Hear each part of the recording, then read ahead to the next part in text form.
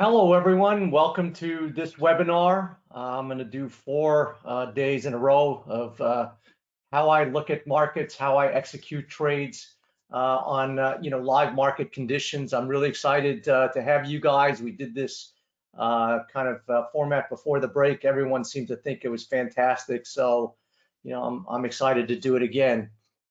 So I'll start in just a moment. In the meantime, go ahead and put your name and where you're from in the question box, and then we'll get started.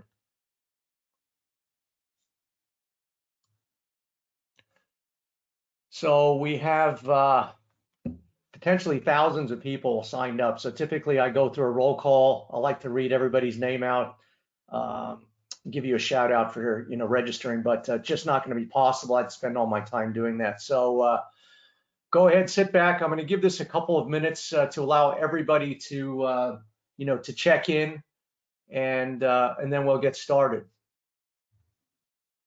I have not shown my screen. So expose that. That's the first thing. Thank you. So Mike says, will this session be recorded and shared with us later on? So Mike, I'm not sure what our team will do. You can give them a shout out. If you want a recording, just send an email to support@thepatterntrader.com. I'm just going to put that in the chat box. And that goes for any questions you might have if you sign up or you're using any of our products and you have any questions, just give our team a shout out and they'll get back to you.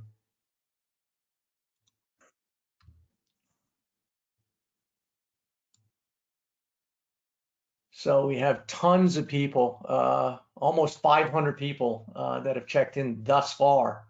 So fantastic outpouring of enthusiasm and support from everywhere. I'm seeing Dominican Republic, Iceland, Plymouth, UK, Rwanda, so from every corner of the planet here. So fantastic.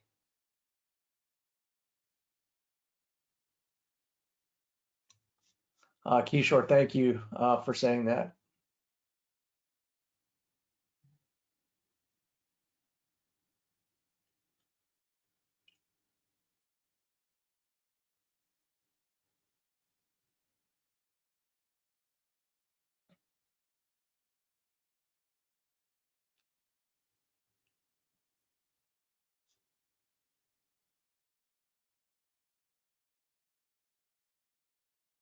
So others are saying no screen. Can you guys see my my screen?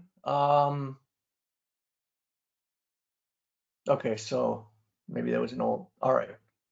Yeah, so it's just the title there. Okay, so I just wanted to thank you for that.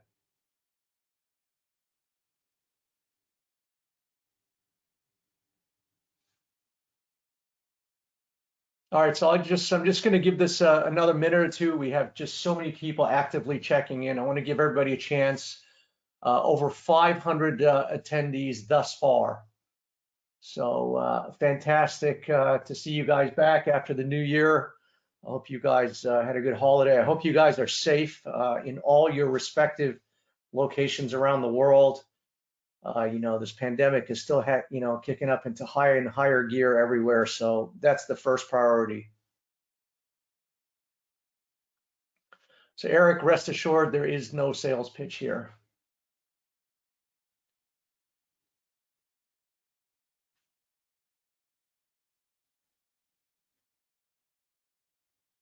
Are you guys hearing me okay? Please put a yes, because some are saying that perhaps you can't hear me. So everyone is saying yes. So if you can't see or hear, it may be your platform. Sometimes the Chrome platform is a little bit deficient with the GoToWebinar. So if you're having issues on your side, it's nothing I can do. So the best way is to just switch your browser.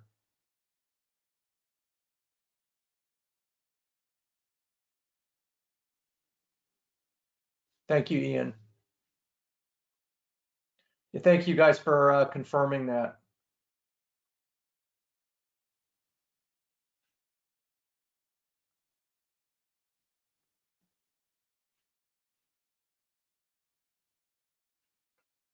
So Dell, are you asking that question about our email or on these presentations? So Stephen says this is the highlight of my week. All right, Stephen. Thank you for that. We have to get you a better life though.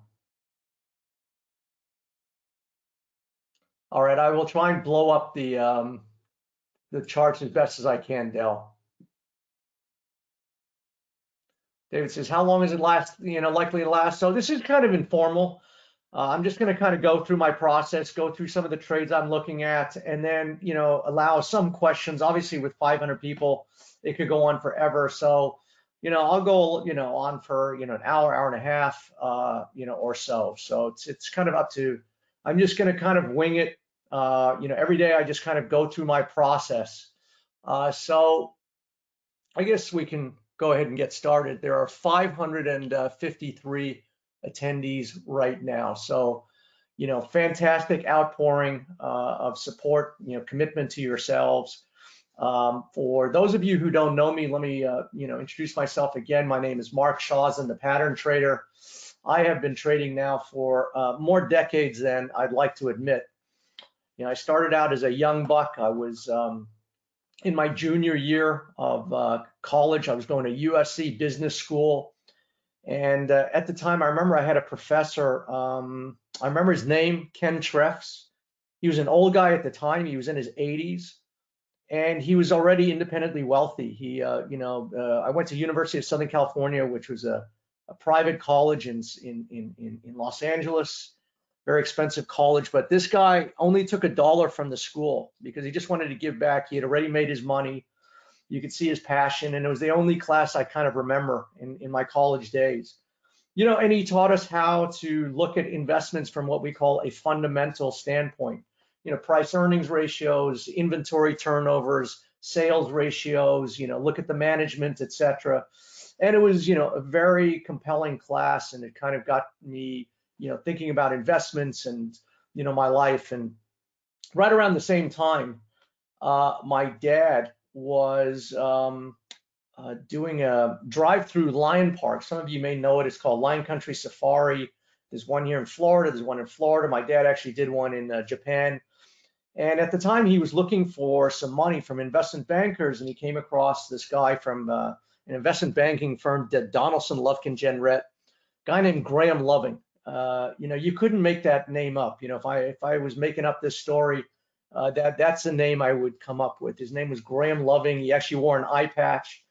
Very eccentric, character. Highly intelligent, but kind of one of these quirky personalities where, I remember he took a liking to me, and he'd come over for dinner, and I asked him a question, and he'd answer me 15 minutes later. But he did take a liking to me, and the thing is, and Graham, in addition to his duties as an investment banker, was actively trading the commodities futures markets. Now, this was in the late 1970s, and I don't know how many of you remember back to that period. It was, even more speculative than the one we have today. It was the first time that gold ran to $100, silver ran to $50. There was a guy named Bunker Hunt who cornered the silver market. Soybeans were running pork belly. You had 2 oil embargoes. You had interest rates going to 21%. And, it was obviously a heady time in the markets. And Graham was trading these markets and making a fortune. But what, interested me as a 19-year-old, not, only how much money he was making, but how he was doing it, because it was completely contrary to, what I was learning, how to look at investment opportunity. He was trading orange juice and pork bellies and T-bills and stock index futures and 30 cocoa, very esoteric, trading instruments that if you spent your time just learning, the supply demand of cocoa, and how that affected commodity prices, you could spend a year, and by that time, obviously, all of the prices would have moved. And so the way, Graham was, trading this was basically he got out a piece of crude graph paper. This was obviously way before the days of the internet and sophisticated charting services. And, you just could get some graph paper and start plotting the daily closes. Just take like a 3-week chart and start plotting the daily close of live cattle. or lean hogs or whatever the thing he was looking at. And he'd say, Mark, I just want to buy a market that's going up and sell a market that's going down. And, obviously I was intrigued from, the moment. It just captivated me. I'm a very visual person. I love architecture, I love design, I love landscaping. I just, I'm just very visual. And so, it captivated my imagination. And so from the early learnings from Graham about, basic technical analysis, and technical analysis, in contrast to fundamental, is that you think about nothing else but price action. You don't care about news, you don't care about, management teams, you don't care about, outlier events. You make trading decisions based simply on price action. And, this was, again, a very foreign, thing to me. And so I started my career at Merrill Lynch and some big investment firms. And it was never really with an intention of being a customer man. I started as a stockbroker, but, I didn't want to get in it for sales. I wanted to learn how to make money in the markets. And so that was my launching pad. And then I started managing, small institutional accounts, high net worth accounts. And I was, trading throughout this period, making a ton, losing a ton.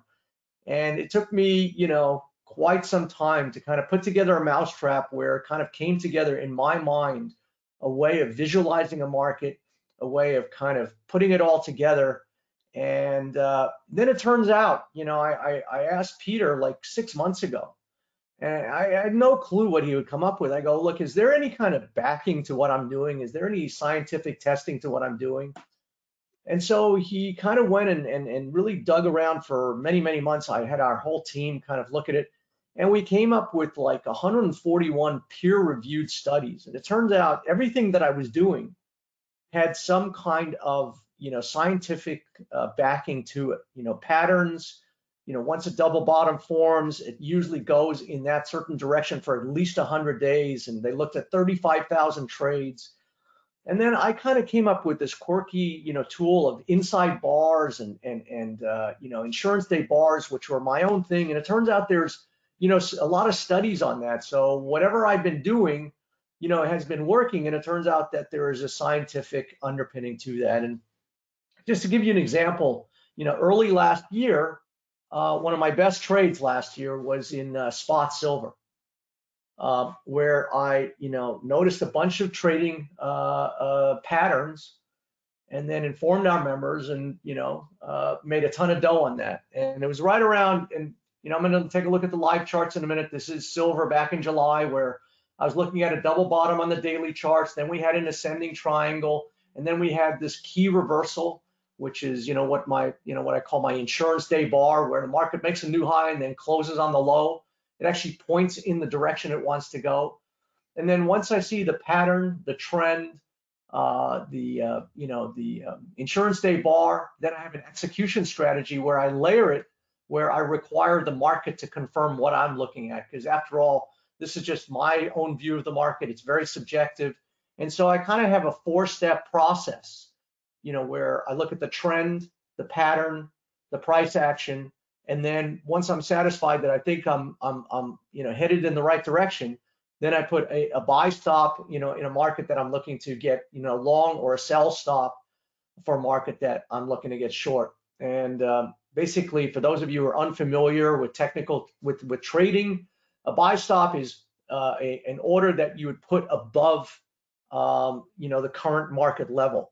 And so it would require the market momentum to confirm what you're looking at by running into that order and triggering it. And it's the same on the sell side. If you're looking to go short something, I would put, a sell stop under the low price of, a bar that I was looking to get short, and, require the market to run into me to confirm it.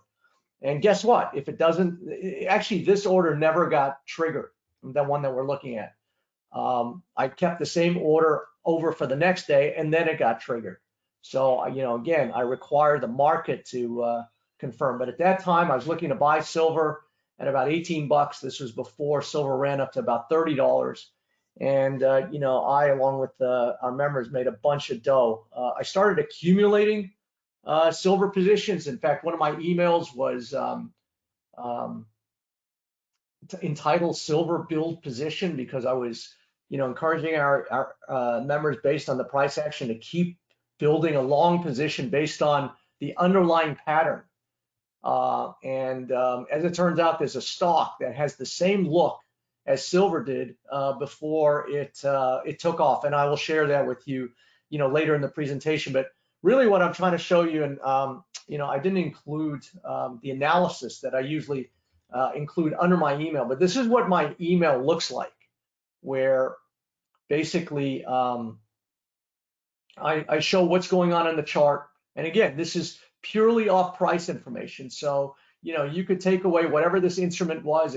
I could be looking at pork bellies. I could be looking at IBM, and I would be looking at those instruments exactly the same way based on the price action. I don't give a hoot of, what the underlying fundamentals are, of that instrument. To me, price is everything, and it allows me to make certain risk reward decisions. And as you can see, this worked out quite well, where I made just under 7 figures by leveraging up, pretty good on these silver things. Turns out I put a take profit at 25.87. Silver ended up going to $30 after that, but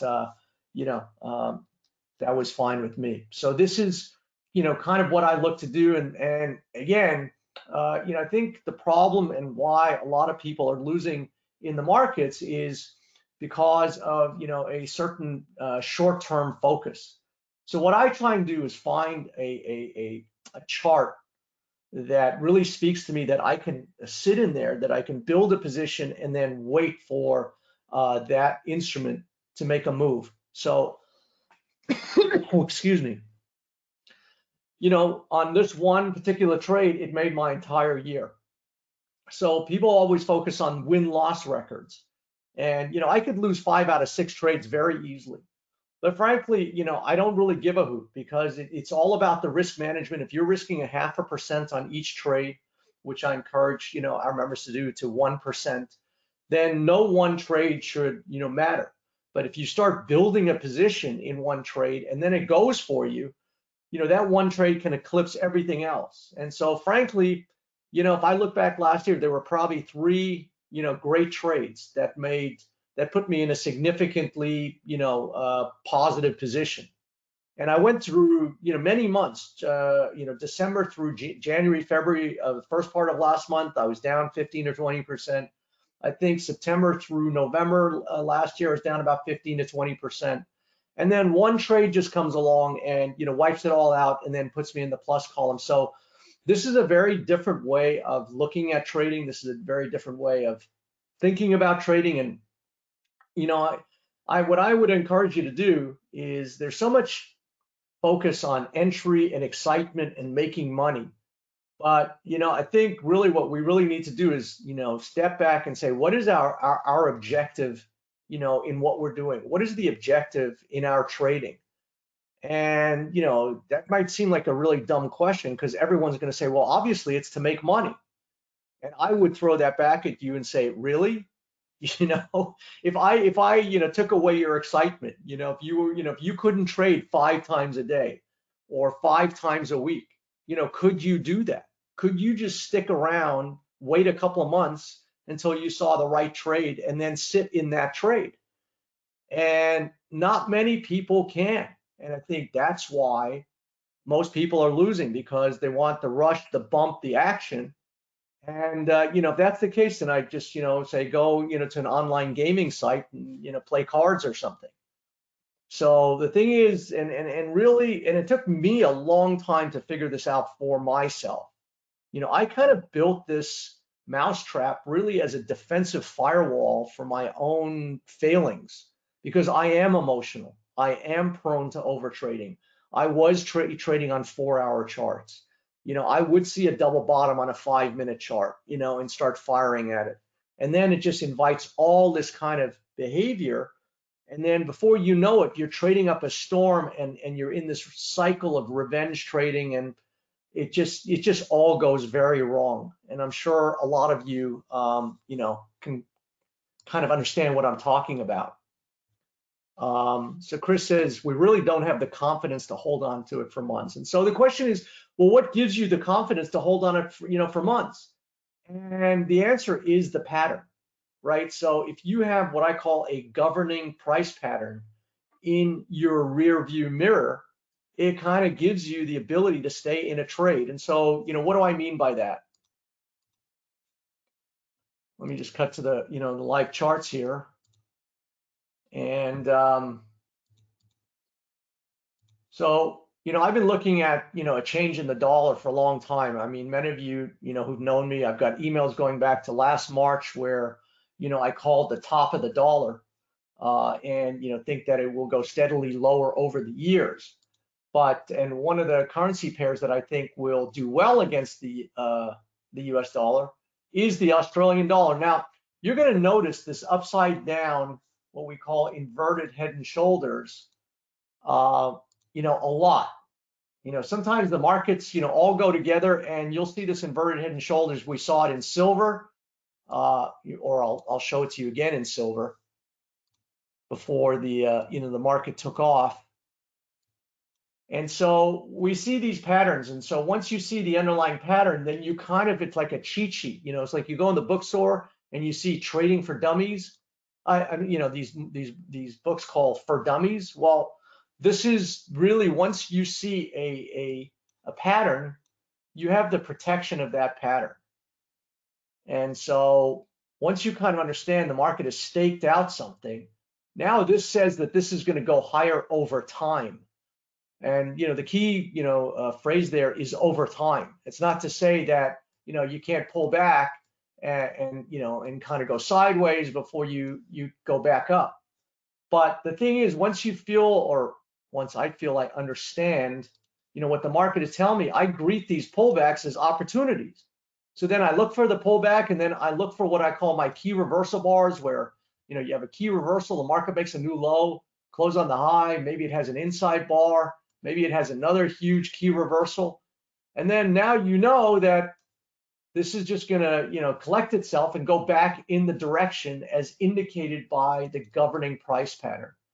So again, just there are a set of core price patterns, one of it being the head and shoulders, which I'm sure you've heard of. So it looks just like a man or woman's head and shoulder, right? So that's a head and shoulders. Well, this is just an upside down version of that. It's called an inverted. I'm not sure what color stands out best to you guys. Let me just stick with this. So this is just an upside down version of a head and shoulders. But the thing with this guy is that the neckline, which is typically, so the neckline is a line that's drawn through the pattern. So this is the neckline. It's simply the line that runs through the entirety of the entire pattern. So this neckline runs, instead of horizontal, it's upsloping because the right shoulder is higher than the left. And so it just means that this is not only bullish, but suggests by virtue of this upsloping neckline that this thing is just going to eventually go very quickly at some point. And so I look at these structures, and then I look at how the market, so here is the difference. You can go to a textbook right now or 1,000 websites, see this head and shoulders and say, well, what do you need me for? And this is the nuance, is that I draw my structures and boundaries around prices, and then I see how the market respects or responds to those prices. Now you're going to see this head and shoulders price pattern in the pound versus New Zealand dollar in a moment. And so this is what I mean by, you can't just, look at these price patterns and say, okay, this is set in stone, because this is, if we see this head and shoulders, this is what this market should do, because by definition, this head and shoulders is a reversal price pattern. It's a price pattern that we see after a run up. Then we see the head and shoulders, and it suggests a reversal where now the market's going to go the other way. And so you see these in textbooks, and you see these pure head and shoulders, and then you see something like the pound New Zealand, say, I see a head and shoulders, and now I'm going to get short. But the market starts going the other way. And so what you have to do is see how the market actually responds. Does it actually go in the direction it's indicated, or does it start stalling out and, not respecting that pattern? So to me, it's how the market responds to the pattern. If it were that easy, we could just go to a textbook. And so this is what happened. When I was a kid in 1920, I started getting really, excited about technical analysis. I read this 500-page technical analysis book by Benjamin somebody, I forgot. It was a phenomenal, and I'd get all excited. I would see these patterns and I'd put all my money in the market and then wonder how I got cleaned out. And so it took me a long time to kind of figure out, okay, you put your boundaries around there, and then you see how the market starts respecting it. Now, if this market starts, dropping out of the sky, then I'm saying, well, this is obviously, not respecting this pattern, and this is no longer, in force and effect. And so, here was and the patterns last, but they don't last forever. So here's, a traditional double top, and after you see it cross the neckline, this was an indication to go short. And that was a pattern that yielded, 2,200 pips. Once you saw that, that's how you can trade these patterns. And then the market dynamically changes, and you have to be fluid enough to understand the change. And so to my mind, this thing is tracing it out now in inverted head and shoulders. A very bullish price pattern where for 10 years, Australian versus US has dropped from 95 cents to 54. And, since the pandemic in the last 9 months or so, we've retraced a good portion of that. And so, this is a market that is now changing from a bearish market to a bullish one. And so, I took a lot of money out of this thing and advised our members that this looks like, it's going to have a little bit of trouble up here. Maybe, get out of your positions and, wait for some kind of pullback. But to my mind, I would look at any pullback as an opportunity to buy it. And, the question was, how can you sit in trades for weeks and months? It's because I understand the pattern that is preceding it. So to my mind, I'm just building long positions in the view that a year from now, when we have another conversation, and this thing's trading at 92 cents or at 105, you'll say, well, how did you stay in those positions, or what gave you the confidence? And very simply, it was this governing price pattern. So Godwin says, this is a 1-hour chart. No, this is a weekly chart.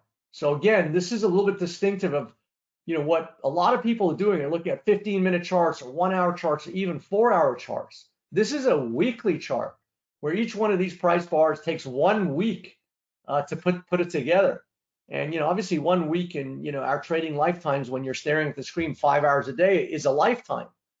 And so this is a whole kind of different discipline, where if you really want to make money and make money consistently and kind of build positions, being long Australian dollar, and then when I talk to you at the end of this year and Australian dollar is trading at 98 or 107, and you're sitting with a bucket full of cash, that's how you make money.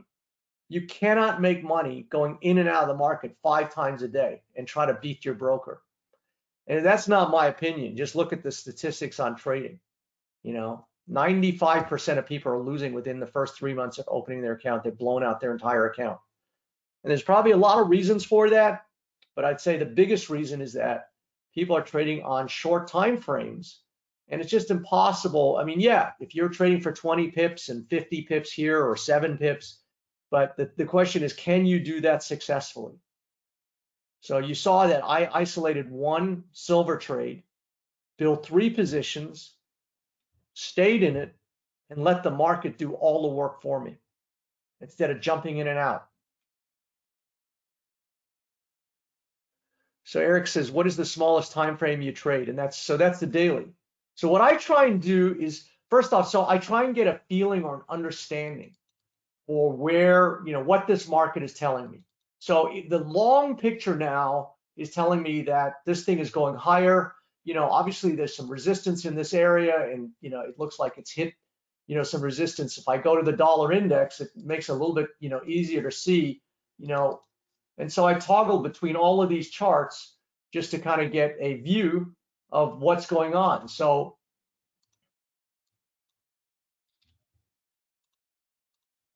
this is the dollar index. And, I put up a 42-year chart for you guys, and, I'll probably do that in another session. You can see that during the height of the pandemic, when everybody's rushing into the dollar, and I've got those emails that I'll pull out for probably next session, advising our members not to chase this rally in the dollar, that I think you were just going to run into the knife. You can see here at the height of the pandemic where people were selling all their assets and running into safety by running into the dollar, but you can see they just ran into the knife harder. And I'll put up a 42-year chart, and it'll show you that this line came in right along, a double top line, along a long-term downtrend in the US dollar. So notwithstanding the fact that the US dollar was in a 10-year uptrend over the last 10 years, during this period, the euro dropped from 160 to 102, that actually the dollar's in a long-term downtrend, and that it was just basically now going to turn back in the direction of its primary trend. And you can see that it hit a huge pothole in the form of this double top. You created this bear trap, if you will, a bull trap. So all of the, the bulls who rushed here now were trapped up there. And in addition to the double top, the bear trap, now you have this near-term head and shoulders. So this is just the upside down version of what we saw in the Australian versus the US. Where the Australian was an inverted head and shoulders, now this is your traditional head and shoulders. And here again, we have a neckline that is down sloping, which implies not only is this bearish, but it's very bearish. And so, any blips, any strength we get in the US dollar, you should be looking to feast on that to take it in the primary direction. Now, how do I know this? I mean, I'm not sitting on Janet Yellen's lap. She's going to be the next Fed chairman. It's just the patterns tell you. So once you have this has taken months and years, everybody's buying and selling, and it comes together. And these are cumulative decisions that over time create a picture, and the market starts pointing in the direction it wants to go by virtue of the major patterns. And so it's just kind of locked in stone. The dollar is going to go down and probably go down in a free fall at some point. But, in the meantime, we've hit, a pretty significant support area. And, the markets, respect these areas. So would not be out of character, notwithstanding the fact that I say the dollar is going to be in a bear thing, for, the dollar to have some up move before it kind of does this and then goes down again.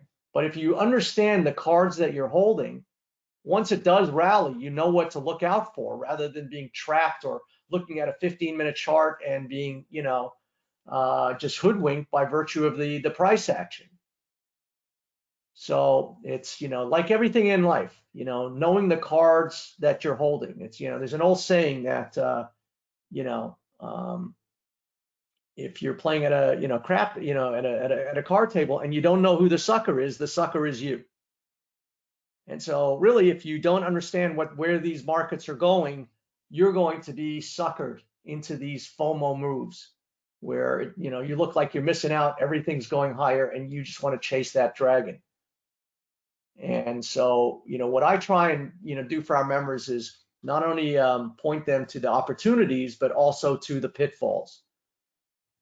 And so again, we're at this, support area, and, it may play around here. You can see that, markets are prone to go in, sideways directions for considerable periods of time before they give way. So, that's also the other thing in trading, that sometimes I know the direction the market's going to go in, and it gives you so many looks and counter looks and fake looks, and, you know, 3 months later, then it goes in the direction that it was pointing in. And this is obviously the discipline and, you know, the challenge of trading. And that's why it's fun. That's why 4 decades later, I still love it, because, you know, I think I got it figured out, and then it, you know, gives me, you know, a few other looks, and I've got to rethink it. And, you know, that's just the ongoing game. So I referenced, so we saw this. So now this Head and Shoulders, you know, has now confirmed itself. And when I say confirmed itself, it's effectively gone through the neckline. And when something kind of goes through the neckline, it kind of confirms itself. Now we see what the price action is. If, you know, it starts doing something like this, then once something starts going counter to what I think the structure should, that in and of itself starts sending off, you know, red alerts and flash bells and all of that stuff. So I like to see something in my mind and then see that this thing, you know, actually respects what it's showing. And, you know, so let me just kind of, again, this is a little bit nuanced. I'm going to show you now a Head and Shoulders that looks, you know, pretty perfect. Should be a, you know, a great bear.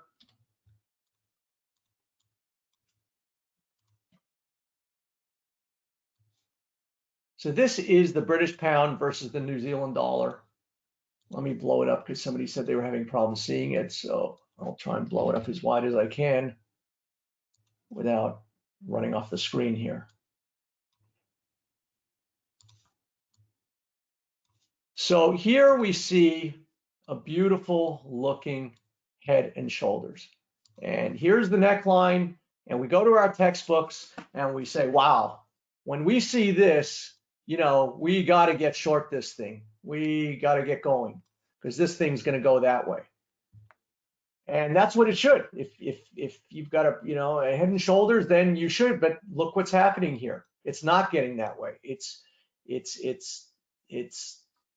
not cooperating with what this looks like. And so somebody said to me, what time frame do I look at? And the thing is, as long as I can, as you know, as far back as I can, because really what I wanted to see is and understand is, you know, what's going on here. Because even on a daily chart going back a year, you know, it could somewhat fool you. And even if I was looking at this and I didn't look at the weekly and I didn't feel like I had a different understanding, this is not cooperating. You know, whereas this should be going down, you know, pursuant to this pattern, it's not. You can see it caught a bid here and it's going higher. And I kind of thought it would, and I've been telling our members that I feel that the driving or the governing pattern in this weekly chart is all the way back in 2016, late 2016, early 2017. Where at that time I was yelling from the foothills that despite how bad pound New Zealand looked, that I thought it was going to be a, you know, huge buying opportunity. And so why did I think that? Well, it was all based on the price action. Again, this is a very exotic pair. Try and understand, you know, the machinations between the British pound and the New Zealand dollar. So you can see right in this time frame, we had, you know, two pokes at the same low here. You had this mini double bottom, but really what stood out to me was the price action right here, where you made an all-time new low. You can see that this thing dropped like a stone, and even, you know, on a more bigger chart, you can see it actually dropped from even further higher than that. But when it did, it made a new low, and then it closed the end of the week 1,000 pips higher. And at that point, when I saw that double bottom with that price action, I said we were going to go a lot higher. But consistent with markets, they don't just you know, drop and then go right back up. Markets don't go like this and then go back up. You know, as much as this felt, it had to build some kind of space and distance in order to reverse that downtrend. So there's kind of a spatial element and a, you know, an aesthetic thing, which is not in the textbooks. It's just purely a visual understanding of, you know, how markets work, how they, you know, make bottoms. And so you can see now, then we came and made the second bottom, and you can see at each time the price action started to confirm, where we made a new low and we closed at the high, made a new low, close at the high, made a new low, close at the high. And right after all of these consolidation, it was right here. I think it was March of 2017. I started buying the pound versus New Zealand dollar 175 and rode it to 188 on that rally. So, sorry, this is a long way around of putting kind of things in perspective. So I believe that this double bottom, you know, right here where we have these two lows, and again, it's just trying to find a color that will stand out. So let's just stick with this. A double bottom is just what it sounds like.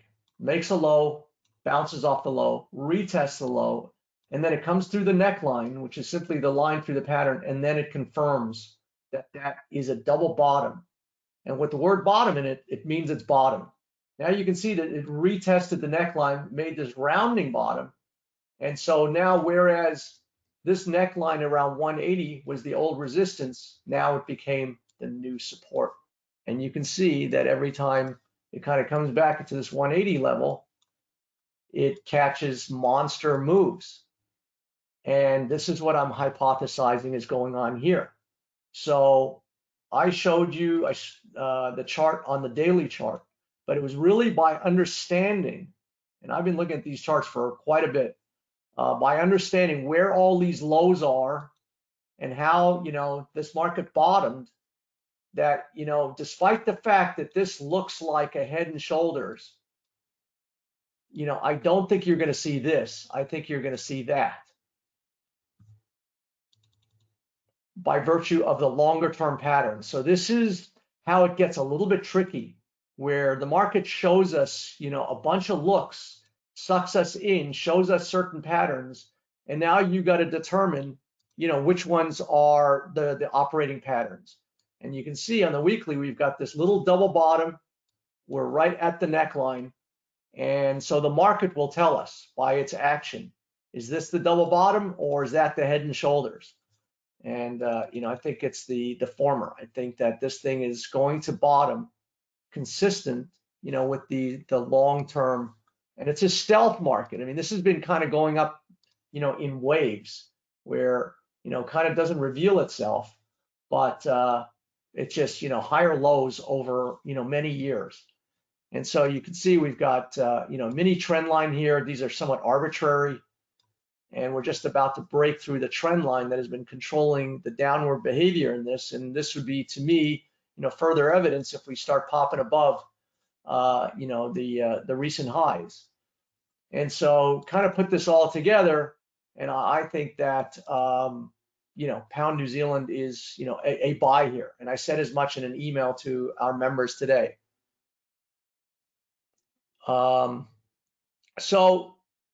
you know, I kind of covered a lot. I know there was a lot of nuance here, you know, and it gets very tricky where, you know, I say one pattern, you know, in the dollar where you see the head and shoulders, you know, looks like it's going to be the operating pattern, whereas the same pattern here does not look like the operating pattern.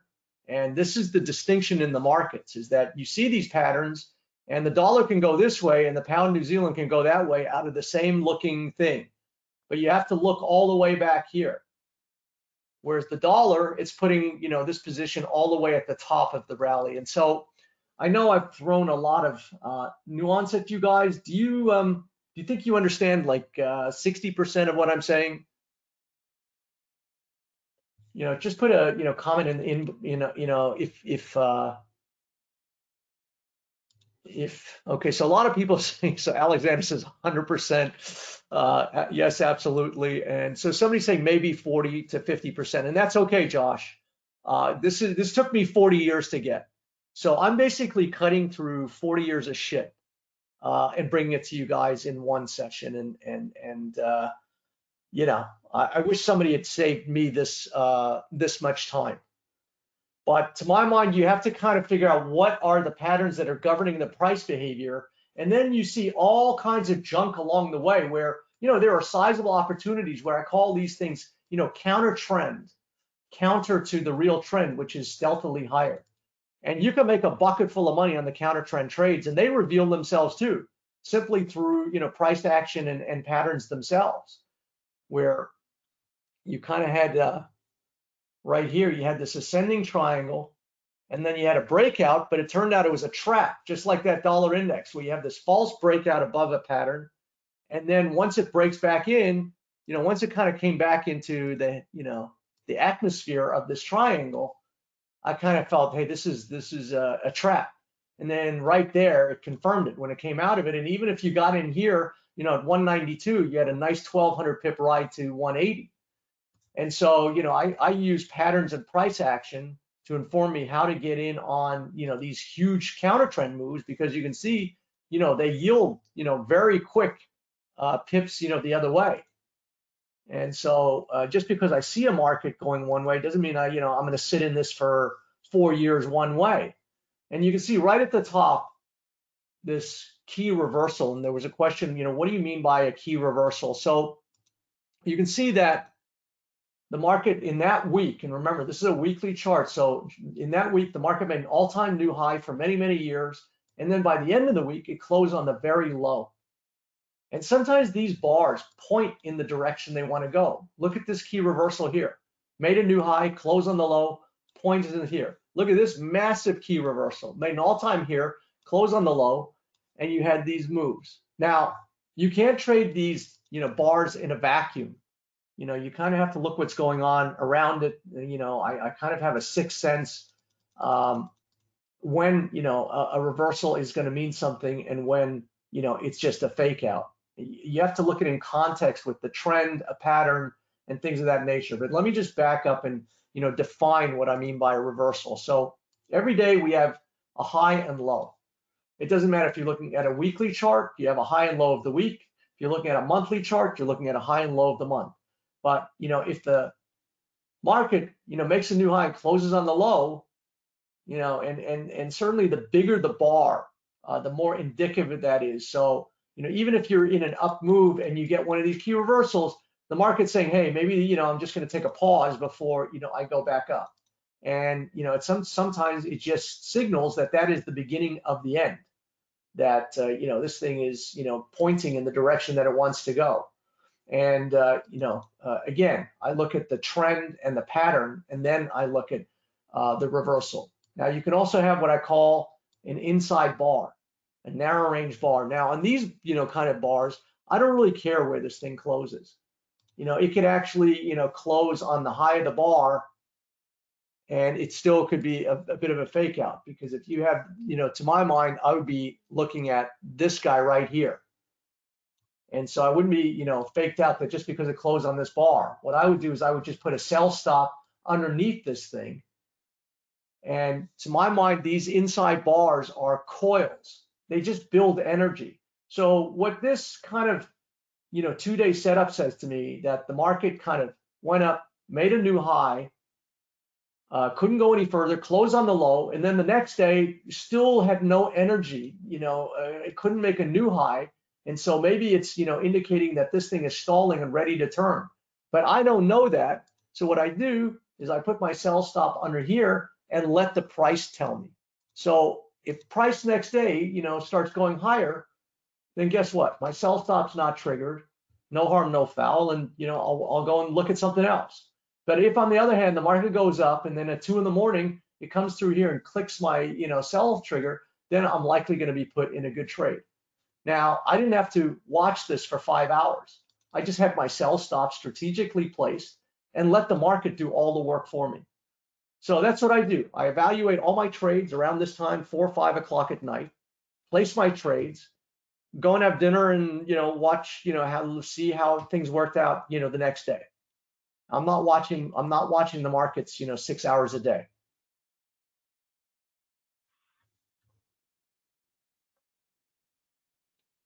So Kevin says, I thought there was live trading. This is live trading. This is the live chart of the pound versus New Zealand dollar.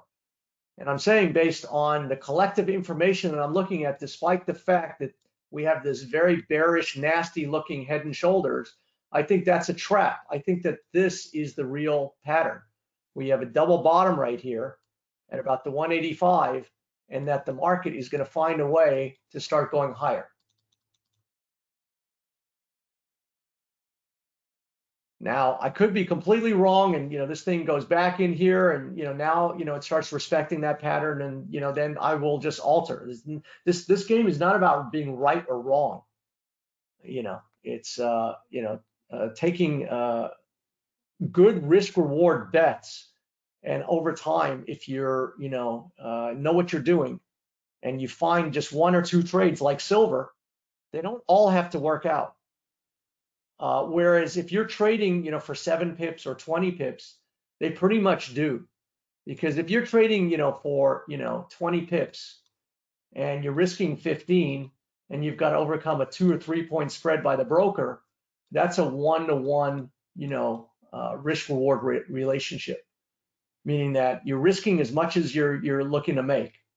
And that means you have to win 90% of your trades over time to overcome this spread. Now, nobody thinks about that spread, but if you're, trading 5 times a day and paying your broker 3 pips, you just paid them 15 pips per day times 5 days. That's 75 pips.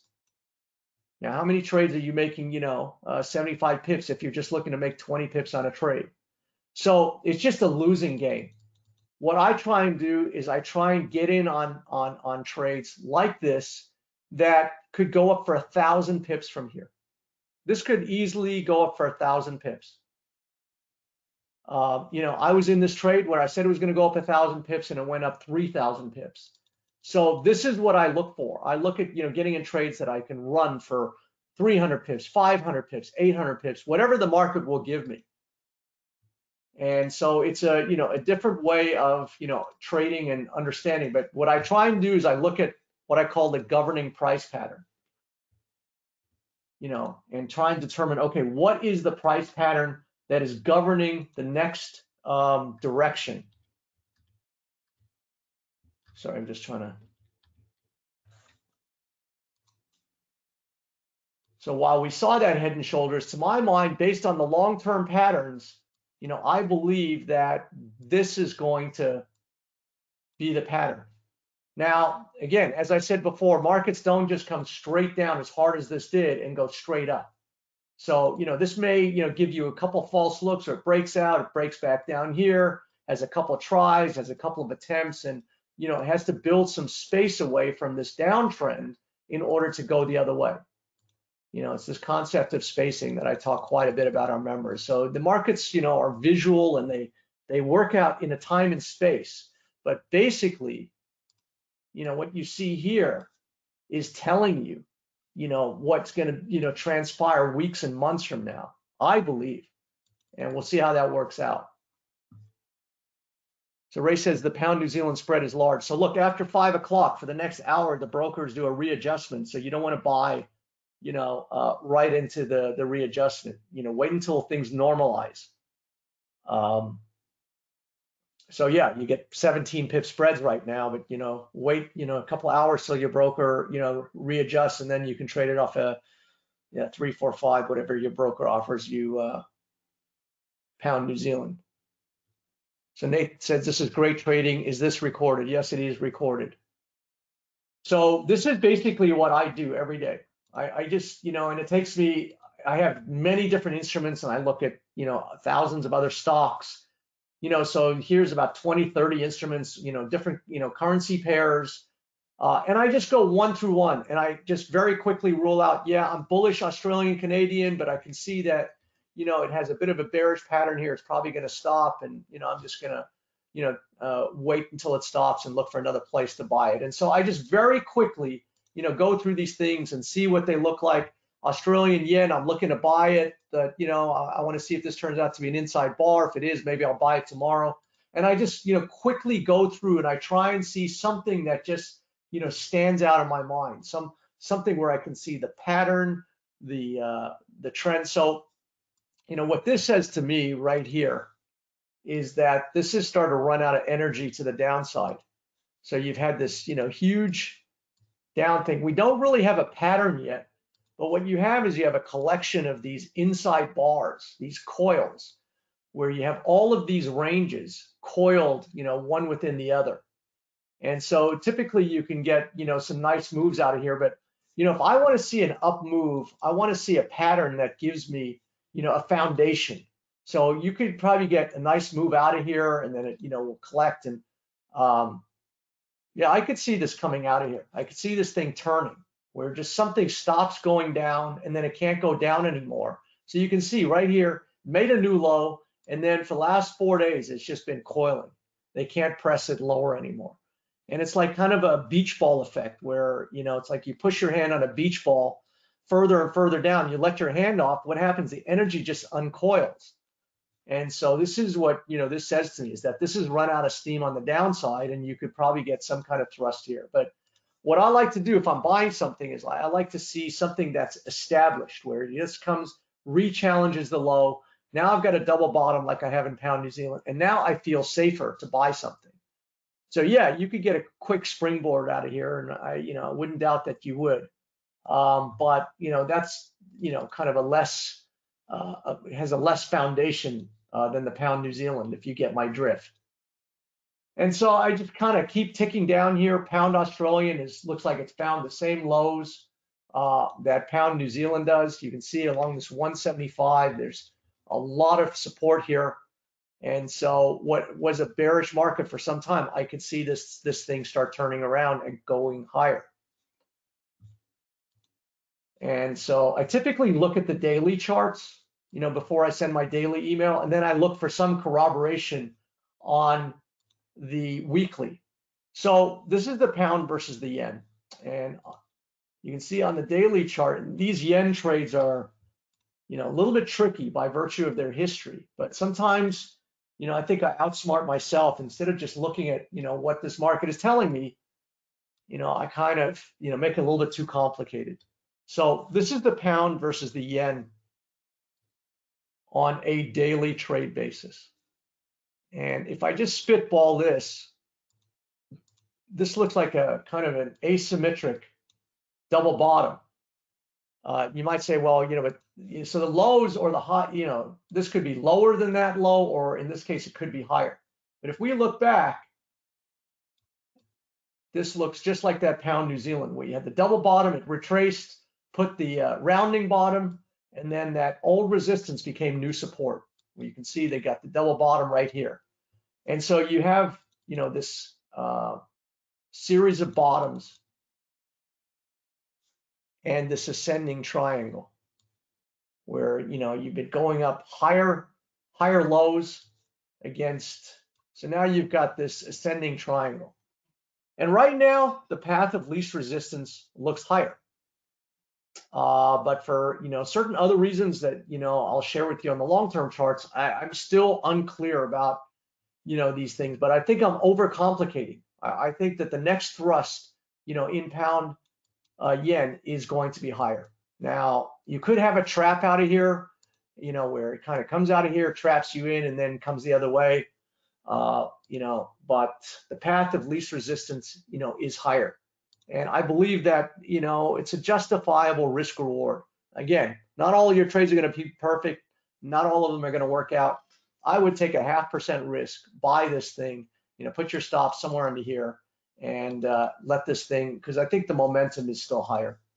But this is, again, where I kind of toggle between different time frames, and you can overthink it, because there's a whole lot of money to be made on these counter trend trades, and I usually do, but I've been kind of, reticent about taking this recent up move in the pound yen, just because. Sorry, I'm trying to compress this in time frames that we can. There we go.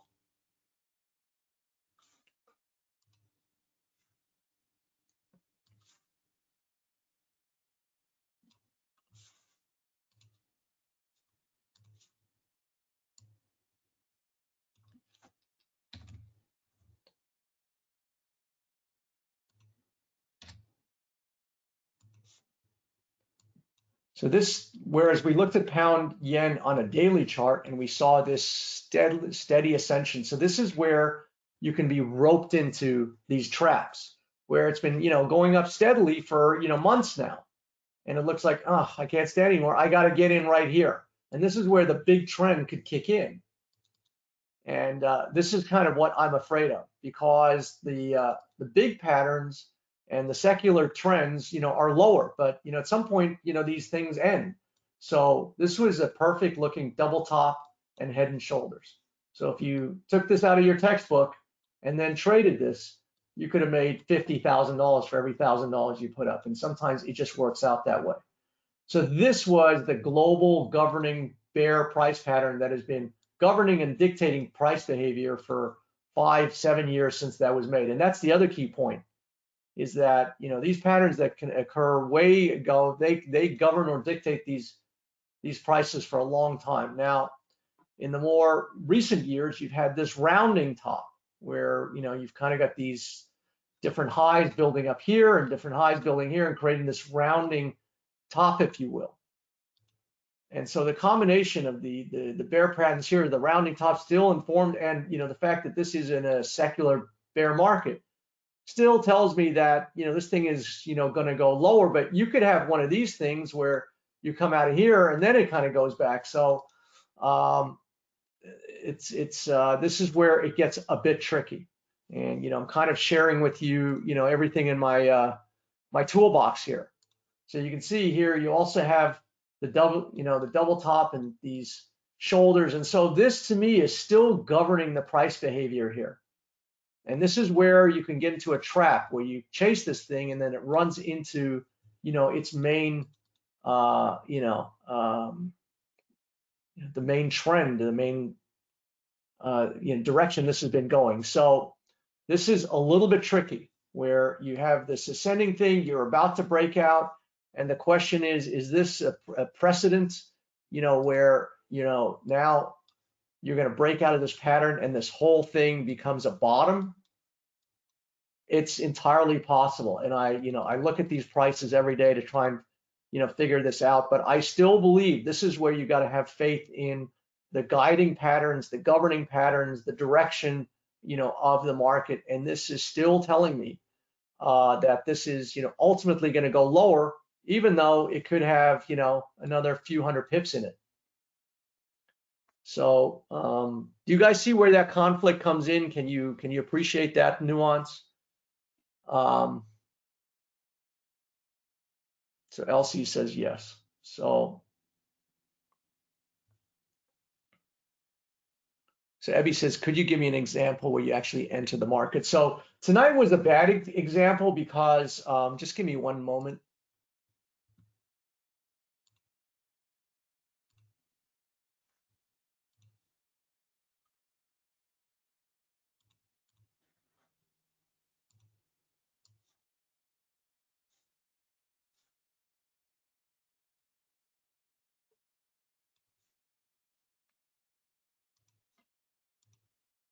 So this is an example of, my emails, but typically I never, like I say, I always wait for, confirming market action. And typically if I'm looking to buy a market, I would put a buy stop. But, because I think this pound New Zealand is rounding the corner and is busting the implications of this head and shoulders, I recommended that, you buy at the market, you put a small stop, you put your stop loss, way away. And, I kind of share my rationale. Pound New Zealand has formed a double bottom. The failure to follow through on the downside, along with the emerging bullish price pattern, tells me there's a high quality risk reward opportunity by going long this pair. Accordingly, I'm looking to take the plunge and buy at or near current levels, which is something that I don't normally do. But this is an example of what my daily email looks like to those that are on our daily list, which I'll tell you about at the end of this presentation.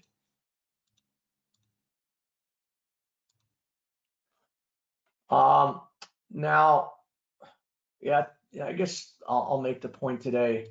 I wanted to show you this silver chart and then show you another chart that I'm looking at and show you how two very disparate trading instruments have the same kind of price action. And how, so this is, and it's a little bit obscure just because I'm showing you such a long term, but you'll get the general picture even if you can't see the individual bars that well. I just want to kind of make a point. So this is, somewhere where I made a lot of money last year by observing, the turn in the price action. So you can see, and I want you to notice the similarities in this chart and then another chart that I'm going to show you. So you can see the double top right here. And then you can see what we call this descending triangle. And once this broke the descending triangle, this confirmed that, a bear market was in place, and it broke from $26 all the way down to $11. And you can also see that over a period of, 7 years or so, 5, 6, 7 years, you had, this thrashing around, this basing, and then this movement higher. Now, there were a couple things that happened, in the middle of last summer, where it was kind of a cliche where I was looking at this descending triangle, one on top of the other, where one behaved one way. I was saying, is this going to behave the other way? And I thought this is just it's too much of a cliche for two triangles to be stacked one on top of the other and work. So now you'll see two triangles that operated very different, where this was a reversal price pattern, where you can see prior to that descending wedge, the market action was higher, then we formed this descending wedge, and then it went lower. Whereas here you see a descending triangle, and now it's going higher instead of going lower. So this is where you have to kind of look at the nuance of these patterns and then see what the market is telling you. But right here, you can see that we broke out of this 7-year downtrend line. And it also coincided with this inverted head and shoulders right here. This is the pattern we saw in the Australian dollar. So it's an upside down looking head and shoulders. So right here, you had the breakout of this inverted head and shoulders and a breakout of this 7-year downtrend line. And it was right here that I started advising our members to, really pile into this thing at about 1850. And you can see that it almost doubled in just 3 weeks thereafter. So now you have this bull price pattern here, and you have this double bottom here. And now you can see it's making this kind of key reversal, pointing in the direction, where it wants to go by virtue of the prior patterns. Silver's been, kind of a mess and very tricky because, it broke out, and then there was a lot of volatility, which to me, usually precedes an end of a market, not the middle of something that's, going to go that way. And so kind of tricky here. But what I want you to kind of look at is the similarities of this chart up until here. So you can see we have the double top, the descending triangle, the long, gestation phase, the breakout to the downside, the trap, the inverted head and shoulders. And I'm going to show you a chart that looks just like this, but instead of being up here, this chart is still down here.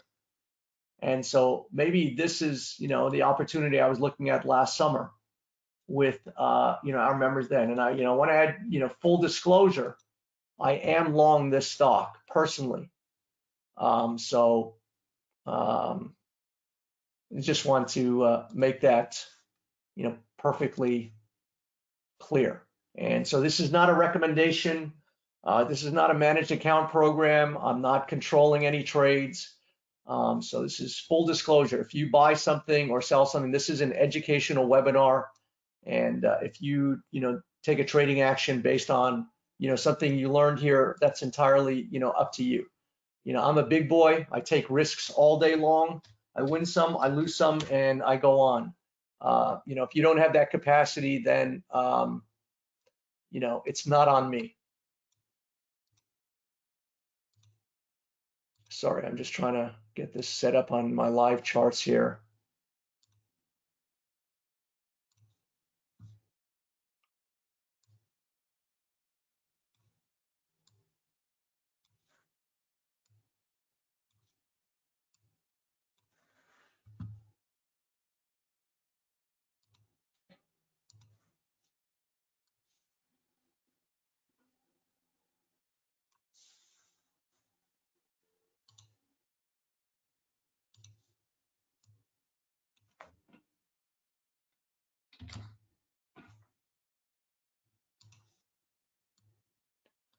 So this is the stock of KTOS.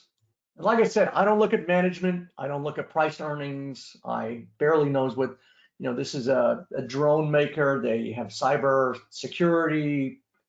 I have no clue. I just came across this chart and, noticed the remarkable similarities, to what we saw in silver, where again, you have the double top up here.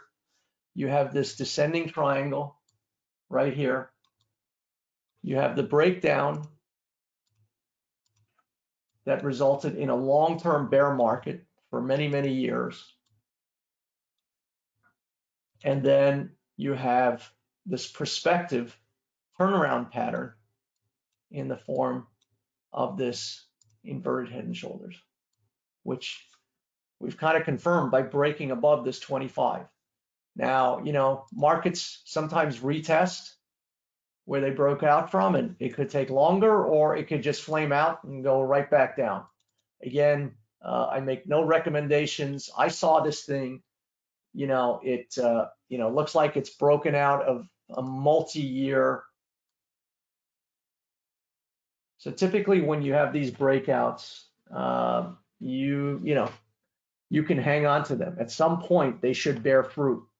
And you can see that you almost have, mini double bottom here, but it's at such a low price. And so I bought quite a few shares just to test this out. And like I said, some of these things work, some of them, don't. This is an obscure company, obscure chart. I found it, and I just look at patterns, and you can see that it looks like we've done a lot of work in here. These bars are of a much bigger size than the preceding bars. And so I took a shot at this thing, but can you guys see that, you can trade all kinds of trading instruments, and these price patterns, reoccur all over the place. And to me, this has always been the fascination of trading, whether you see a head and shoulders in the dollar index, one of the biggest traded assets around the world, you still, make a price pattern that you can make trading decisions from. So Jason says, what length would you look to stay in? So, to my mind, if something is a bottom, then this is how you can hold something, because it can give you all kinds of looks. It's just like pound New Zealand, and it's, pound New Zealand is a good example where it's much easier said than done, because pound New Zealand, I said it was a bottom starting in 2016, 2017, based on, the double bottom price pattern in, this phase right here. But you can see that it's been pretty sideways, since then. So it kind of broke out, and it's just been, somewhat higher. At one point, it ran much higher.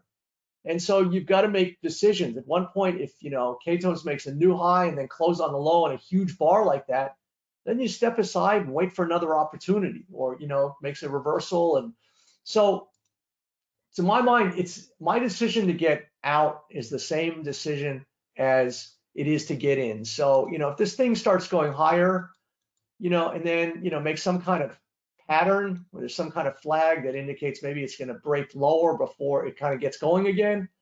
I'm a trader at heart. I don't like just sitting in something forever, just if I know that it's, it's going to break out of there. But basically, if this is a bottom, then, you should have a 6-month or 12-month horizon.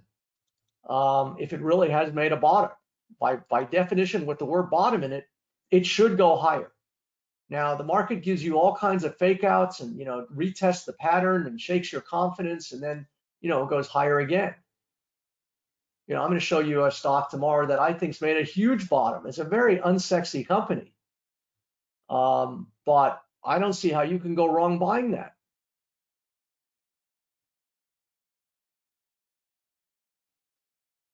So Josh says, since you trade weekly, what's the average time you're in trade? Seems like you're very patient. It really depends on the market, Josh. Sometimes the market's in a phase where it just doesn't give you much.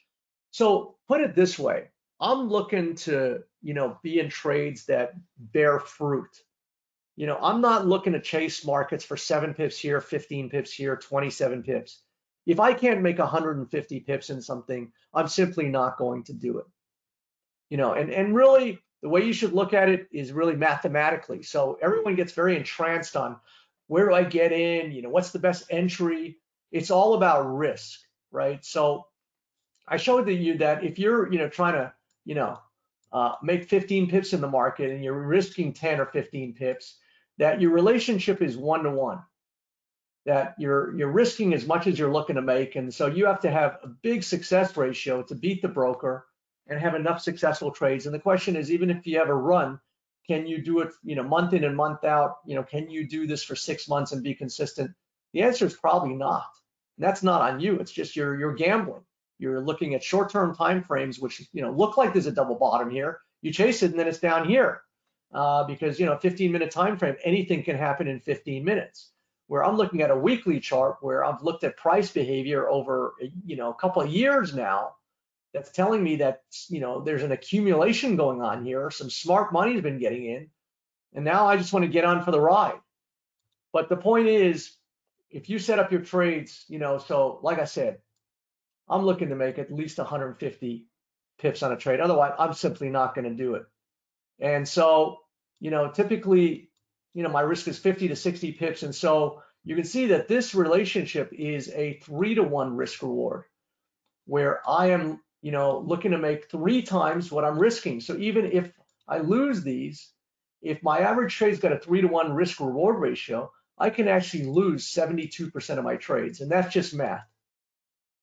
So everyone says, well, what's, you look at these, expert advisor things and they show that they win 88% of the time. Well, what they don't show you is that the 4% of the time when they lose all of your money at one time. So it's very misleading. If I told you that I win 4 out of my 10 trade, 4 out of 10 trades, you wouldn't give me any money to make. You wouldn't give me any money to trade. But I made most of my money in 3 trades last year and lost a whole bunch. So it's not even a question. It's just seeing a setup. So if I saw a setup like this on a daily thing that, I could see like a run, to a certain level, that I could justify, then I'll take it. So it's sometimes the markets are in different phase where they're going sideways and they're not offering you much. And that's where you really get cut up. So to my mind, I want to see a pattern, that gives me a feeling that there's something underneath me that, gives me some confidence, I'm not on squishy ground, that is going to yield me, in this case, a minimum 150 pips. In this case, I'd look for, 300, 500, 800. I wouldn't be surprised if I made a lot of money on this. It looks subtle, looks benign, but this looks like it's a starting of a turnaround, that could, really, and if not, then I'm just going to get out and evaluate something else. But I'm looking, so I've been looking a lot on the weekly just to give you, kind of a perspective. But I'm looking for something where I have something under me and I can justify the risk reward. Can I make 200 pips out of this, in exchange for an 80 pip risk or whatever that, and if I can see that, I'll do that trade. And if it takes 3 days to do that, that's fine. If it takes 3 weeks, then that's fine too.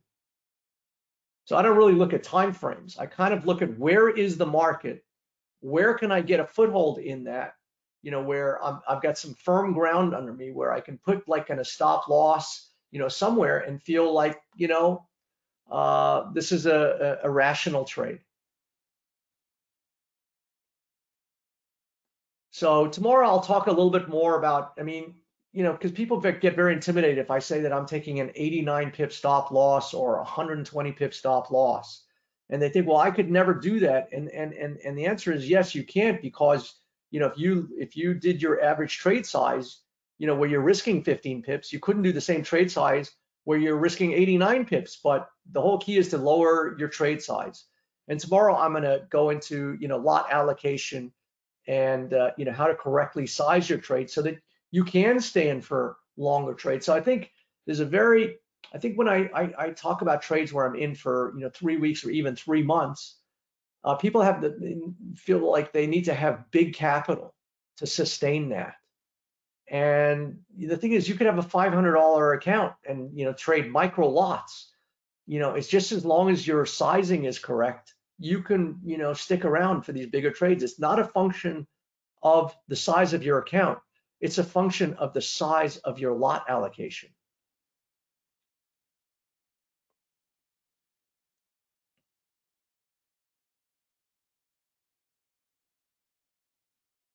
So I'll take a few questions now. Any input that you got from this presentation, like I said, a lot of this, is a function of my own experience, how I look at the markets. I try and explain what I see. Sometimes it's very hard to explain all the nuance and detail of, 40 years of, seeing things and just kind of feeling when the market is right and when the market is kind of offering you something that is, a trap. And sometimes I do better jobs than others, and so any feedback you have, I would really appreciate it.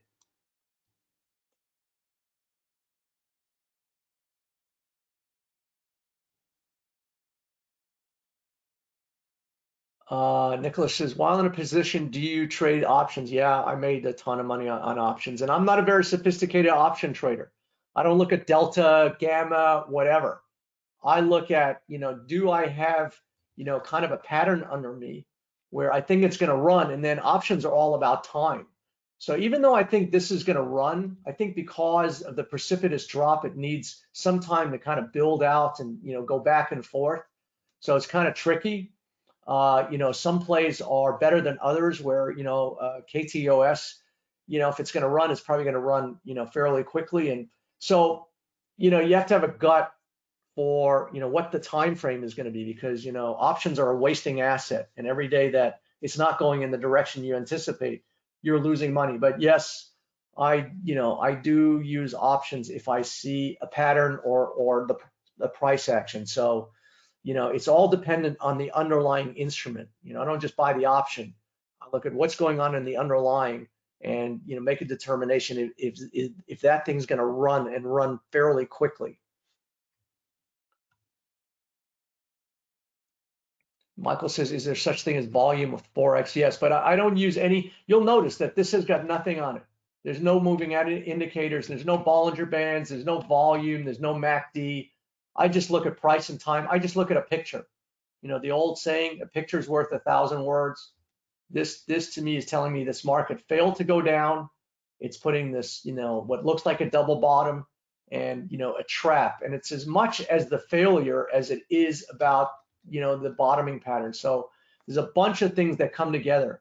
The weekly bottom back in 2016, all of these things that have been collecting in my brain, that I process every day.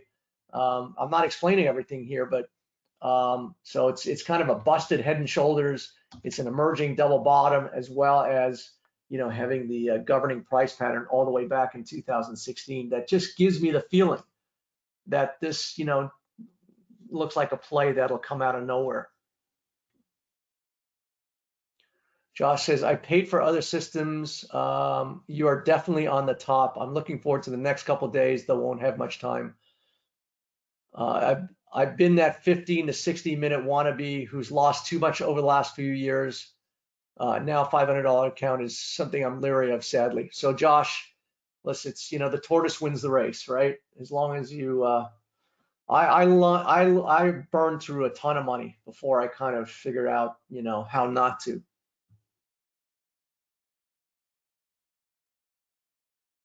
So Victor says, if you have a trade open for months, wouldn't the swap fees go sky high? Victor, I'll try and find some trades that I was in for long periods of time. I was in trade with the dollar yen for a long time. Let me just try and show you that right now. Hang on one second.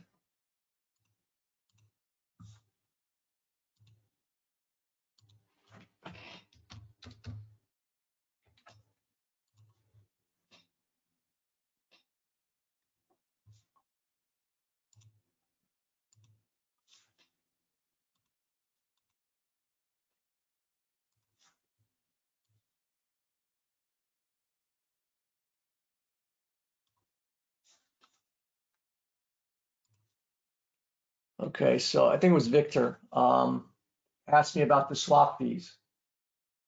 Let me just blow this up a little bit. This was a trade that I was in for many months and incurred some pretty good swap fees, but so this is what Victor's talking about. In addition to commissions, when you sit in an FX trade every couple of days, you collect these swap fees. It's just the cost of holding your position. And you can see I entered the dollar yen. I sold the yen around the 111.60 area and got out at 600 pips lower. But you can see that in this trade, I got in on April 25th. I got out August 12th. 3.5 months I sat in that thing and I collected $46,000 in swap fees. A lot of money. But I made 312,000 sitting in one trade. So I did one trade. Yeah, it was a number of lots for 3 months instead of doing 5 trades a day, for 3 months. So 5 trades a day times 5 days is, so 5 days, you're doing 25 trades a week. That's what, 100 trades a month times 4 months. That's 400 trades times whatever, 2 pips.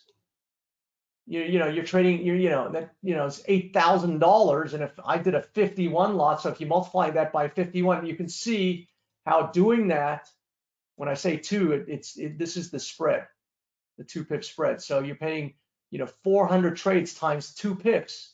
You're trading, $8,000 times, 50 trades. That would be $400,000 in hidden fees that you're paying to your broker. So instead of doing 5 trades a day, in and out, paying your broker 2 to 3 pips every time you trade, I traded one trade, sat in it for 4 months. Yes, I paid $46,000 in swap fees, but made a whole bunch. So you can see these are all the swap fees that I incurred in this trade, but I netted out this amount.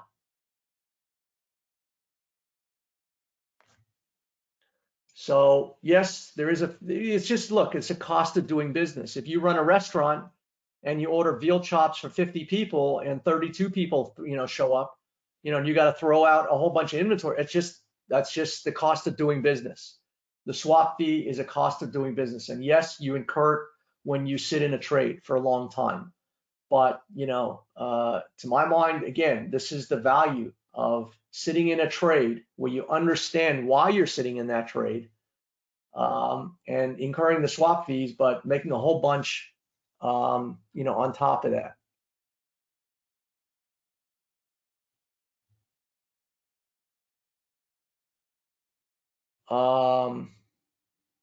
Cases, can you explain the proper way to build out a position based on price movement? All right. So, I'll take 1 or 2 more questions. I want to leave some for the rest of the week here. So this is the trade that resulted in that profit. This is in the dollar yen. And again, it really came down to understanding the cards that you're holding, understanding the position, the patterns that were guiding the market. So this is the US dollar versus the Japanese yen on a weekly chart.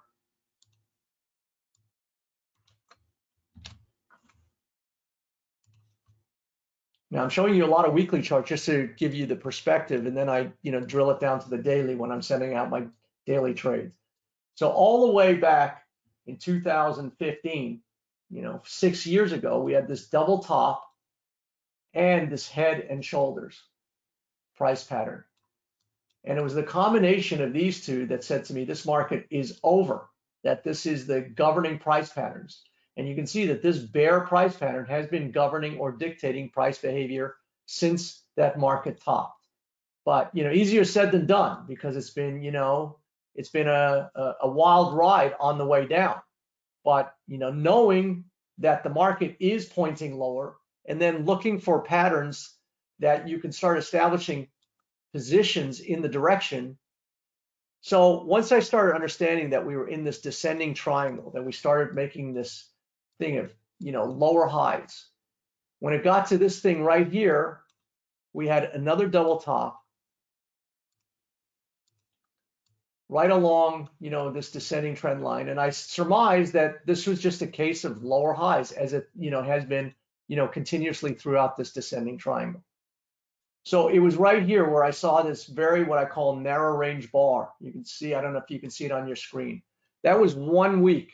It was like 50 pips. And to my mind, those narrow ranges, they look benign, they look innocent, but they can very often signal massive reversals, as this one did. And so I suggested to our members to put a sell stop right here at 111.61. Now, this is the beauty of this method, because that was on a Sunday, and I remembered well, Monday opens, Tuesday, Wednesday, the market goes higher. So now my sell stop's sitting here, and if the market had just, kept going, then, I was wrong, and, no harm, no foul. But what happened by Wednesday, this market turned, picked me up, and then I never looked back. So I was instantly put into a winning trade, and I was never in a loss. But, it's easier said than done, because I remember it fell out of bed. I mean, it was up 250 pips. Then it retraces 150 pips, and you're saying, well, do I want to give everything back? And now you're thinking, should I get out? And on and on. But I was saying to our members all the way back then that we were going to go and revisit these lows. And so I held out, for 7 weeks. This thing went sideways to even higher while I was holding these massive positions before dropping and taking me out right there. But it was the collection of all these bear price patterns that gave me the confidence to, sit on these trades.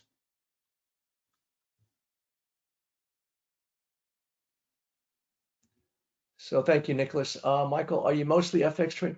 So I trade stocks and options, Michael. I made a couple recommendations last week in KTOS, another stock that I'll share with you tomorrow. So Mike says, how often do you use your stop loss? So, I trail it. It's not an art, it's not a science. It's an art. So, I have an initial setup where, I have the sell stop, and then I have the stop loss. So, that was my risk, and that was my reward. So can you see, if you just have a couple of those trades a year, that's all you need. You don't need to have this every week.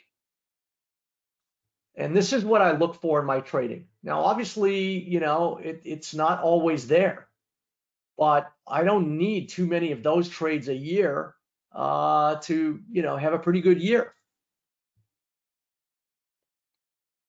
Luis says, you trade a lot of different instruments. How many trades do you make in about a month on average? I'd say 15 to 20. Really depends.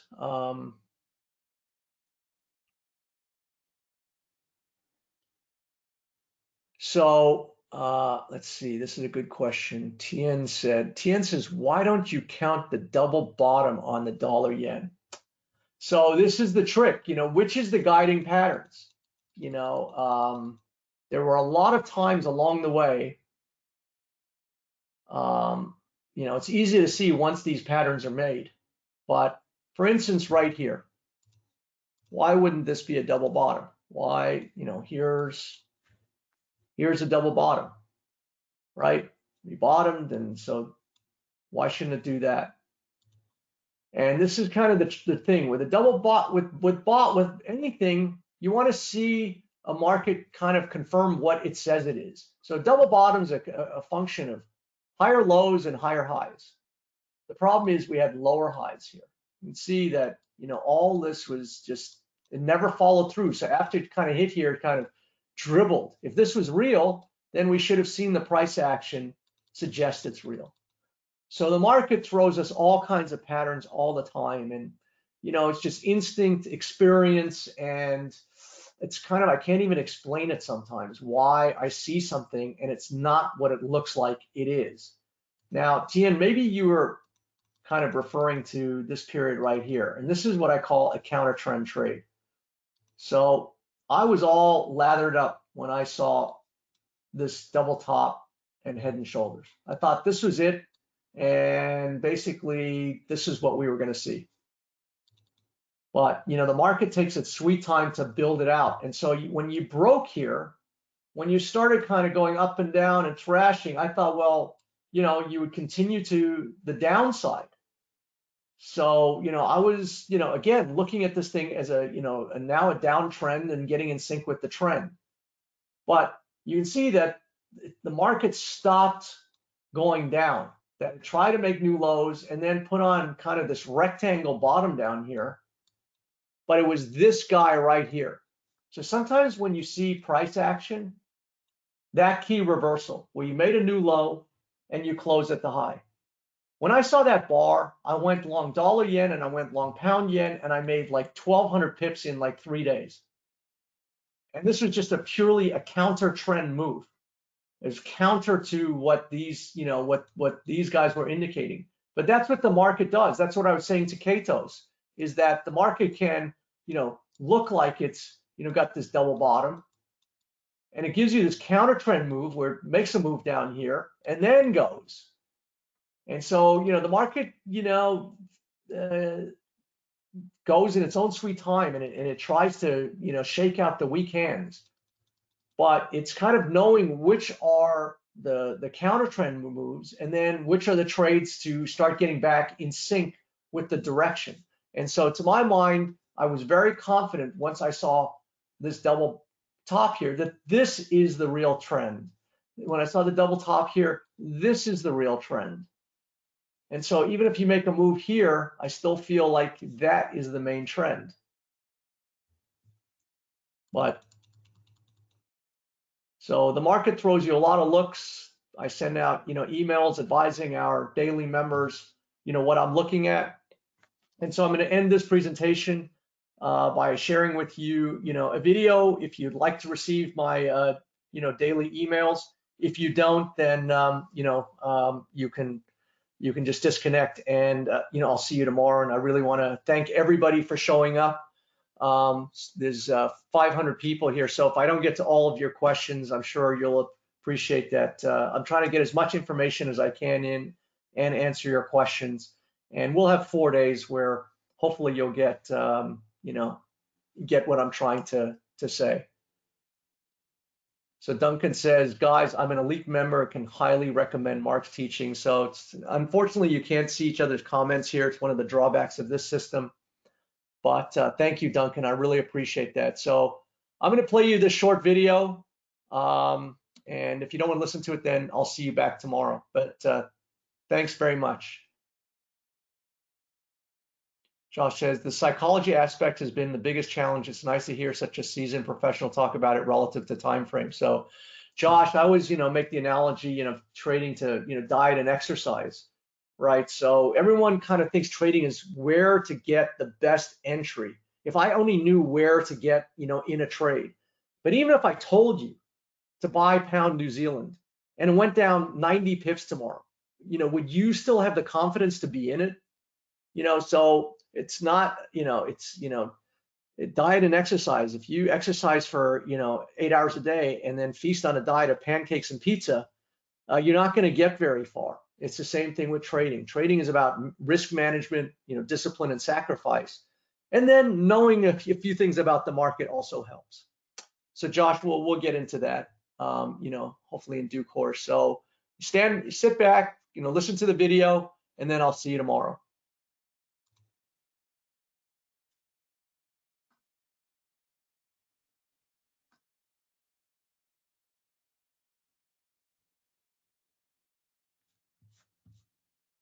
What I'm about to reveal has to be the quickest and easiest way to execute scientific-based trading strategies in the world today. There's no need to scratch your head in frustration, guessing your way to halfway there, because I've already created the ideal solution for you. Now I'm going to introduce you to my daily journal. On a real basic level, it is a daily email that I send to my inner circle of traders. This email contains the exact trades I'm looking at, where to enter, where to exit, and how much to risk on any given trade. This radically simple yet effective system of delivering scientifically tested trading results will work for you even if you are completely new to trading or you have years of experience as a struggling trader, or you don't have a computer. A phone is all that is needed these days. Before I show you what these emails look like, I first need to tell you what this service is not. This service is not a get-rich-quick scheme. Real results take time. You're not going to become a millionaire overnight. To get scientific studies, you need to execute this strategy with scientific consistency. If you're not fully committed, then this won't work for you. If you're going to jump from the next shiny object as soon as a marketing guy sends you an email or posts something on Facebook, then this system is also not going to be for you. This is for men and women who are ready to stop looking for miracles, like Mike, who had this to say on Facebook. I don't know if Mark Shawson realizes the huge impact he is having on some of our lives. I've gone from working 12-hour days in oil to sitting in front of my PC at home for a couple of hours a day, placing trades and learning from his journals. I am now planning to go traveling too and can trade from my laptop along the way. This has been a truly life-changing experience. Or like Andy, who wrote me an email saying, "Hi Mark, just a quick thank you. Last week I lost 51% of my trades, but still returned a profit of 1,265 and 26 British pounds. And that was multiplied by 2, as I have 3 accounts, one for myself, one for my son, and another for my wife. So I grossed over 3,800 pounds in 1 week over 3 accounts using the methods you are teaching. Keep up the good work. Best regards, Andy." Andy actually attached a screenshot of the first account he mentioned in his email. I literally have hundreds upon hundreds of emails, comments, and reviews just like this about my daily email service. So let me break down exactly how it works. Every day, from Sunday to Thursday, you'll get an email from me with instructions on what to do. The email looks like this. You get an image of the chart with the analysis drawn on it so you know exactly why I'm entering the trade. Each of the patterns I draw on this chart will have been scientifically tested. You get the exact entry and exit points so that you can enter the trade without guesswork and do it quickly. You also get a brief analytical breakdown. These small, digestible chunks of information help you retain the reason why I enter trades, and it teaches you while you make money. I call this daily email service the Pattern Trader Elite, and you've no doubt noticed that the Pattern Trader Elite is, without question, the most efficient service there is. And that gives you the freedom to experience a scientifically tested trading strategy without needing to spend months or years learning it for yourself. And as any Pattern Trader Elite member will tell you, the results are off the charts. Pun intended. In fact, a woman called Marta sent me the following email. She said, "Dear Mark, I'm doing really well. Yes, the last 2 weeks I have made $15,000 on your recent trades in gold, Australian dollar versus US dollar versus Japanese yen, pound versus Japanese yen, and I do like the Dow Jones Industrials. Thank you, you are a gem, Marta." Now, before I reveal exactly how to sign up to become a Pattern Trader Elite member, I'd like to throw in a few bonuses. The first free gift you'll be receiving is the Pattern Trader Advisory. Every single week, I'll send you a 15 to 30-minute video analysis of the markets. This will give you hands-on training so that you can really accelerate your learning even faster. One of my members, Chris, wrote to me recently telling me how much he's enjoyed the education part of this service. "Hi Mark, I doubt you will read this, but in case you do, I just wanted to say thank you. I have focused my time on learning the principles of your trading strategy as I feel the education is of most importance to me. I've made 3 trades this week. One, your recommendation on XAU USD, which is spot gold, and the other 2 on my own in oil and the dollar versus the Japanese yen. Oil has dropped out of the sky nearly 500 pips in 1 week, and the dollar yen just started with momentum on the downside. I'm on holiday with the family, which has added to a very enjoyable week. Kind regards, Chris." On our website right now, the Pattern Trader Advisory is $200 per year, and it'll be thrown in with the entire bundle of packages for free. The next bonus I'm going to give you is called the Master Pattern Trader. You'll get a live 1 to 2 hour session with me every single Friday. That's over 45 live sessions within the next 12 months in a group environment. Here, you get to watch how I go through the markets, then you can ask questions and discover exactly what I believe is going to happen next. On the website right now, the Master Pattern Trader is $997, which I consider to be underpriced since it comes out to be less than $3 per day. However, here's the bad news. This service is very exclusive. It is not for everyone, which is why I don't just have a buy now button below this video. In order to get into this program, you have to do something a little bit unconventional. I'm running a little experiment where I'm offering people a huge discount. If you'd like to be part of the Pattern Trader Elite service, send an email over to markschausenelite@gmail.com with the subject line, "Let's do this." I'll send you a detailed summary of exactly what this program is all about, and you just tell me if I should save you a spot or not. I don't want to make this publicly available. First, make sure you copy the address below and email me at markschausenelite@gmail.com. And then in the subject line, just put, "Let's do this." When you do that, you've taken the first step to joining hundreds of other highly successful traders. We've had many interviews with people who transformed themselves from ordinary people to elite traders. Here's just a small snippet of what they had to say. Damn it, I'm gonna learn this and I'm gonna figure it out. I finally got angry and said, you know what? I'm gonna figure it out. You know, for me, it comes down to trust. I really trust what he does, and I follow him, and what he's saying is, you know, accurate. And I'm really big on details, and he has the details in there. And I must say that with every winning trade, it just confirmed my belief in his method. That the way he reasons the trade, you know, is actually correct. Mark is a genuine, sincere, caring individual who cares about his members.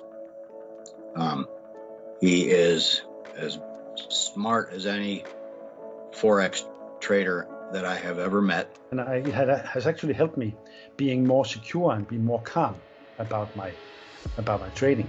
Good. And about my, I've heard that before also from others, and I would just repeat this. Or repeat that. He makes me calm, you know. When I actually do trading, I'm not so scared anymore, you know. And I do think that y'all's program is definitely the key to that end result.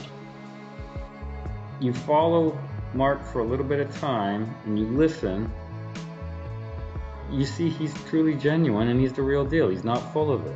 He's not just, oh, I'm boasting. Hey, look what I made this time around. You know? No. It's A, B, and C is going to get you to D, E, and F. So let's talk results then. So where are you at right now? So where's your account? You're in the black. How much has your account grown over the last, let's say, year?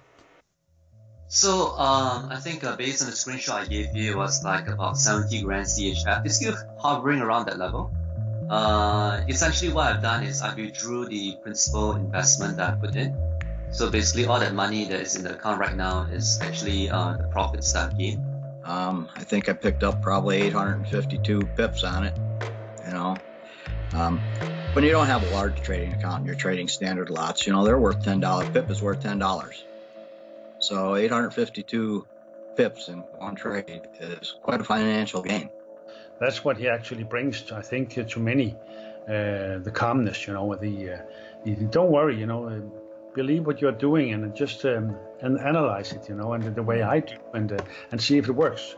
And we must say, you know, his results, you know, are also showing that it works. So that's fine. I think that's great, and I'm looking forward to even work even more with him, you know. I just follow what Mark has laid out, you know, exactly for a while and make sure you see how it works, because it does work. That's the way to go. There's a better way and an easier way. And I think that's what resonates mostly with me.